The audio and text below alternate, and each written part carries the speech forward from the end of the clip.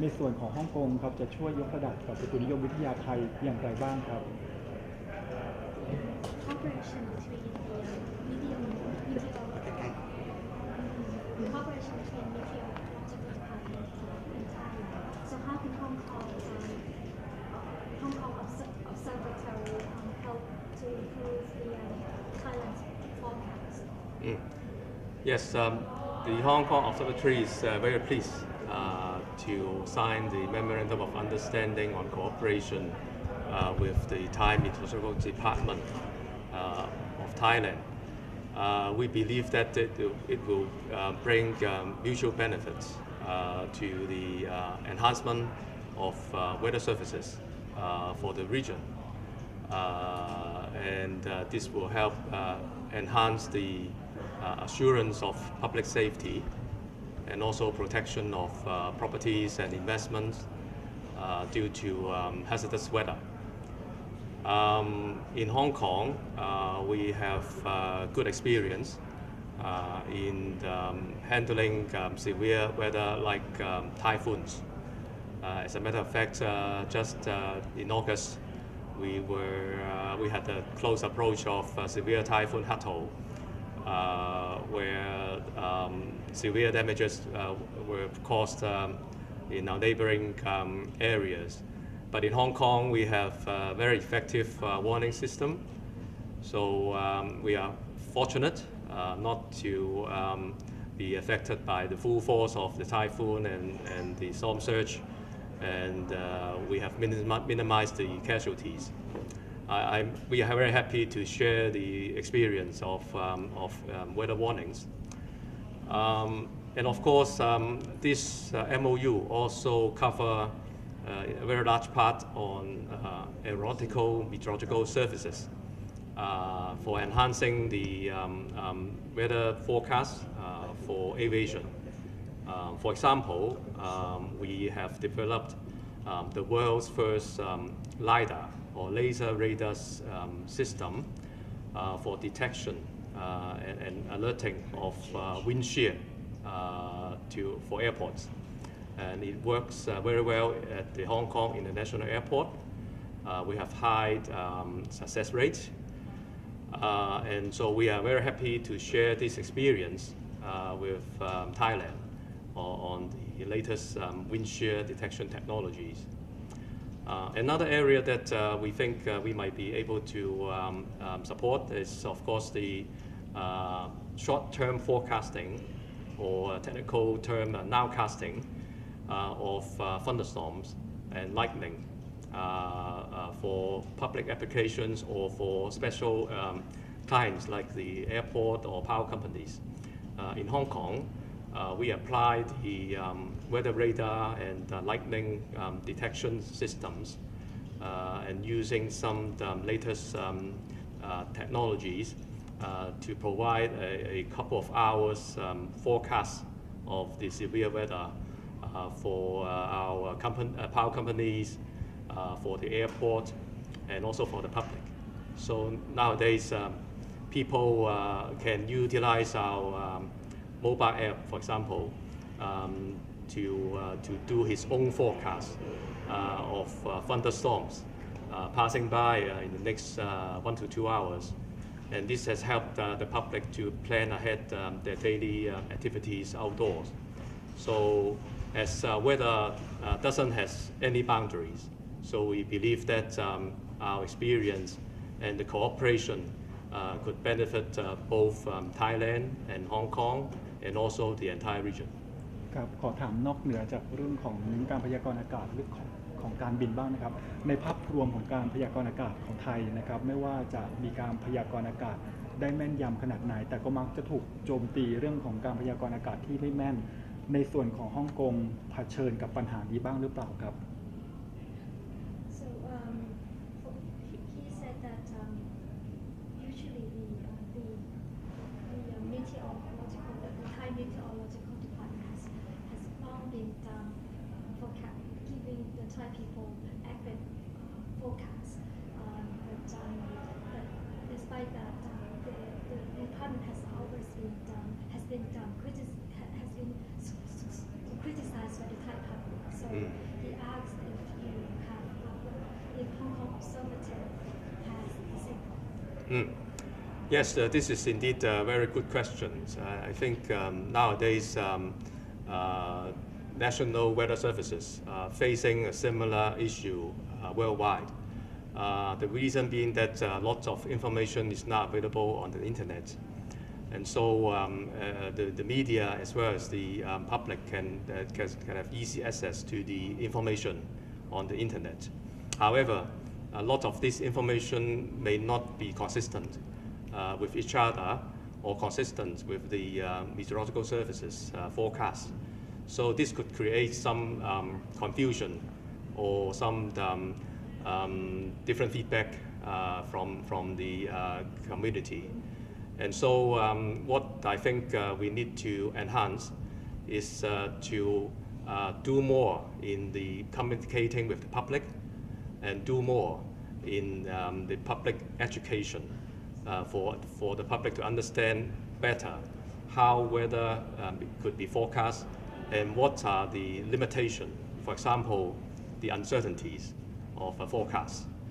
And in Hong Kong, we have been, in the past few years, we have done some more work. For example, we have regular TV weather programs that our forecaster could reach out to the public every day. Nowadays, not just on the TV, but also on the social media, like YouTube, and also our own in-house developed My Observatory application, mobile application. Just last year, we are happy to see that we are very popular with more than 100 billion page views registered on our internet web page and mobile app, mainly from the mobile app. And so we have a very, very good reach out. And in the next few months, we will also launch an official Facebook page so that we could have direct dialogue with the public through the social media. And at the same time, our staff also start to provide short videos every week covering topics of interest to the public. For example, what the effects of a typhoon, what are the impacts of storm surge, and what's the difference between storm surge and heavy rain, flooding, and so on and so forth. And so I hope that more proactive outreaching with information for public education to enhance their understanding and appreciation of the weather will be very, very useful. คำถามสุดท้ายครับฮ่องกงเป็นพื้นที่ที่ได้รับเรื่องของไม่ว่าจะเกิดพายุอะไรในทะเลจีนใต้หรือทางด้านมหาสมุทรแปซิฟิกฮ่องกงก็คือจะรับพายุก่อนไทยในการแจ้งเตือนไม่ว่าจะเป็นพายุหรือว่าไต้ฝุ่นต่างๆครับฮ่องกงปัจจุบันมีการยกระดับการแจ้งเตือนยังไงบ้างแล้วทางอุตุฮ่องกงประเมินสภาพอากาศในอนาคตนะครับเกี่ยวกับเรื่องของพายุทางด้านของทะเลแปซิฟิกนะครับจะมีความรุนแรงยังไงบ้างในอนาคตครับ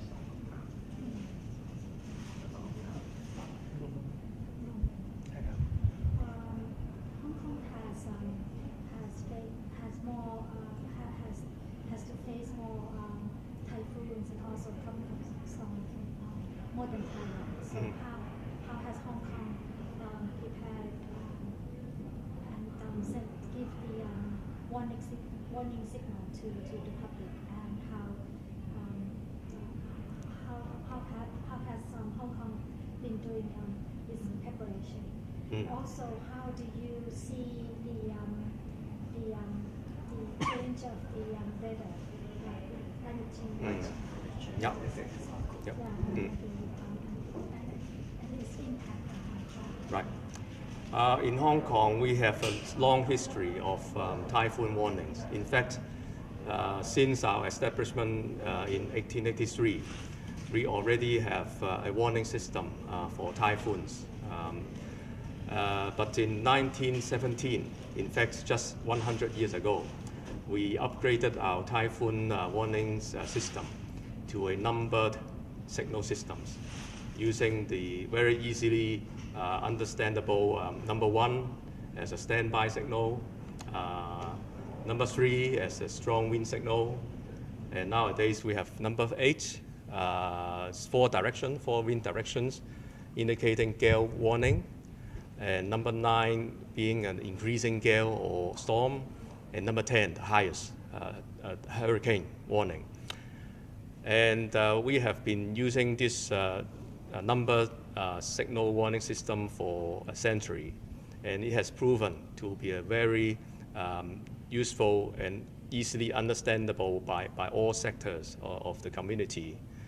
And it has, we have gone a long way in reducing the loss of lives and damages throughout the years. For example, pre-World War II, we have a couple of very severe typhoons which caused thousands or even more than 10,000 deaths in Hong Kong. But nowadays, in the past 30-odd years, we have been a bit lucky. Of course, we haven't got a direct hit of a super typhoon, but in the past 2 number 10 hurricane signal, we have 0 loss of life. And this is not just the effectiveness of the warning system, but also the very advanced infrastructure that Hong Kong government has invested in enhancing drainage. For example, drainage systems. We built underground reservoirs for temporary storage of the floodwater. We built very big tunnels inside the slopes, inside the hills, to divert the rainwater away from the urban areas. And we also widened lots of rivers, and so that the flooding has been mitigated in the past 10-20 years. And also we've done a lot on enhancing the slope safety since the 1980s. All the man-made slopes are being monitored and also well maintained, and to avoid the disasters of landslides due to heavy rain. So I think this is on both sides, effective warning, the excellent response of the public to the warnings issued by the observatory, and also the excellent infrastructure for the city that has helped reducing the loss and protecting lives. For climate change, in fact, we are concerned about the effect of climate change, especially Hong Kong is in the coastal area. And so first and foremost, we are concerned about the sea level rise. Most of the projections of climate change will put the sea level to rise about 1 meter on top of what we are seeing today by the end of this century. Assuming that we are not successful in reducing our greenhouse gas emissions. Of course, if we do as what the Paris Agreement has achieved, then we may be able to see a slightly lower sea level rise by the end of the century, maybe 0.6, 0.7 meters, but still quite a lot of sea level rise. And that coupled with stronger typhoons, and because of the warming of the atmosphere, warming of the sea surface, we also expect to see heavier and heavier rain when it falls. So these several factors of climate change will put Hong Kong into a higher vulnerability to severe weather. And so the government are now making a plan, a long-term plan apart from how to mitigate the emissions, also how to adapt the infrastructure of Hong Kong to be more resilient to the effects of climate change. And so heavy rain, stronger storms, And these sea level rise, these are the areas that we need to focus on. Thank you very much. Thank you. ครับ Thank you.